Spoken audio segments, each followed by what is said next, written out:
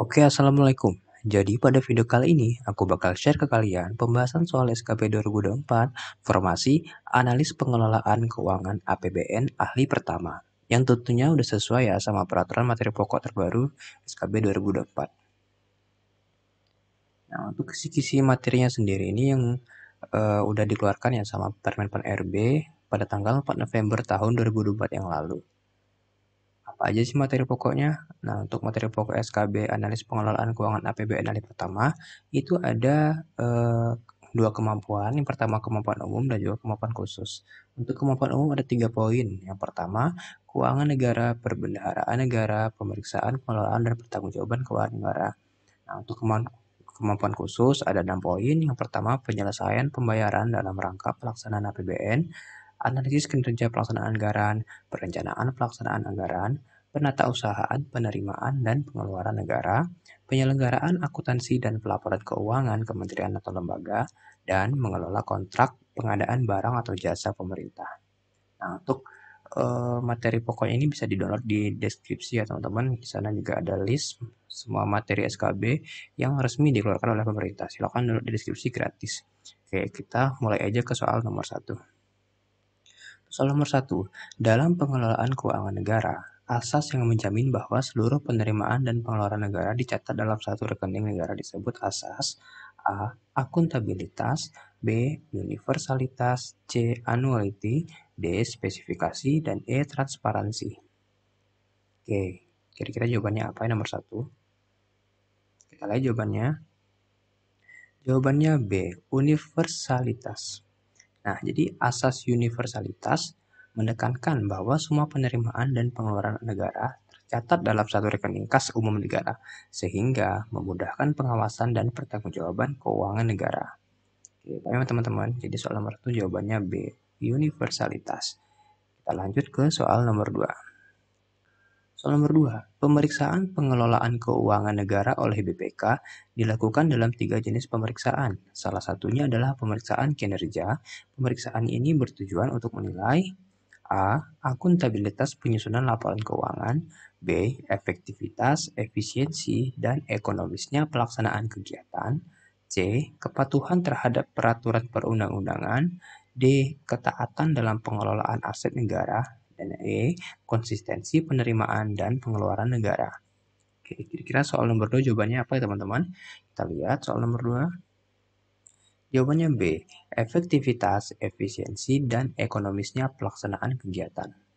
Nah, pemeriksaan kinerja oleh BPK dilakukan untuk menilai apakah pelaksanaan kegiatan sesuai dengan prinsip efektivitas, efisiensi, dan ekonomis. Oke, ini soal nomor 2 jawabannya B, teman-teman.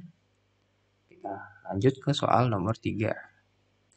Ketika proses pembayaran dalam pelaksanaan APBN mengalami keterlambatan, hal ini dapat disebabkan oleh berbagai faktor.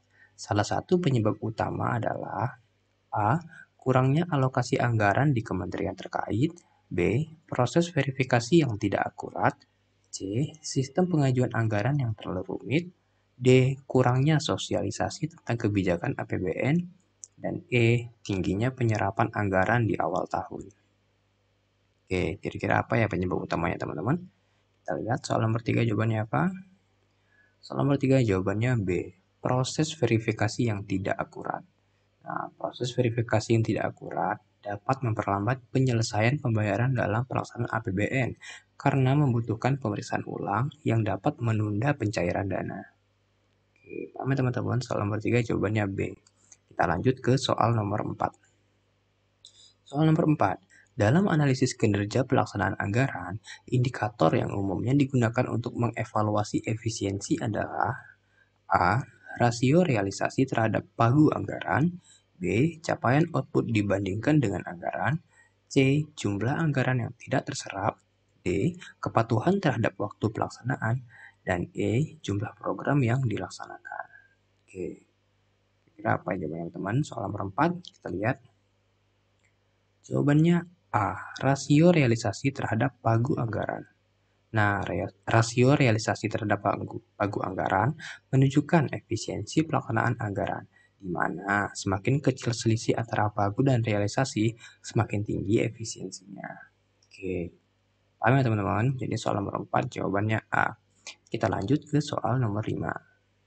Soal nomor 5. Dalam penatausahaan penerimaan dan pengeluaran negara, pejabat yang bertanggung jawab untuk mencatat penerimaan negara adalah A. Bendahara Umum Negara, B. Direktur Jenderal Anggaran, C. Bendahara Pengeluaran, D. Pejabat Pembuat Komitmen, dan E. Pejabat penanda tanganan SPM. Oke, kira-kira apa jawabannya teman-teman nomor 5? Kita lihat. Jawaban nomor 5 A. Bendahara Umum Negara.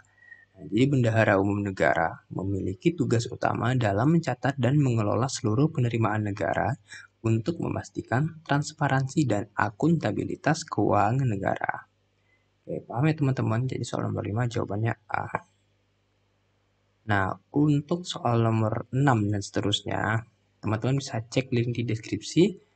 Di sana ada total 100 soal yang bisa teman-teman pelajari, teman-teman ulang-ulang dan pahami. Ada jawaban beserta pembahasan singkatnya. Oke teman-teman, silahkan cek link di deskripsi. Nah, untuk file atau soal yang bakal teman-teman dapatkan itu nanti seperti ini. Untuk di halaman pertama ada materi pokok. Untuk merecall kembali apa-apa aja sih nanti yang akan keluar pada tes SKB Analis Pengelolaan Keuangan APBN Ahli Pertama. Dan juga di sini ada total 100 soal yang bisa teman-teman pelajari dan pahami.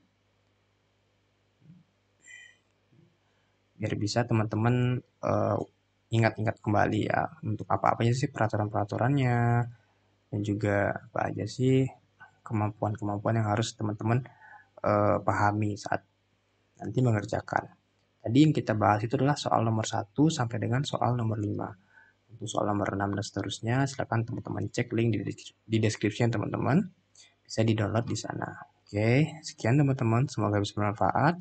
Semoga bisa membantu teman-teman dalam belajar. Semoga nanti dapat nilai yang terbaik. Oke, terima kasih. Assalamualaikum warahmatullahi wabarakatuh.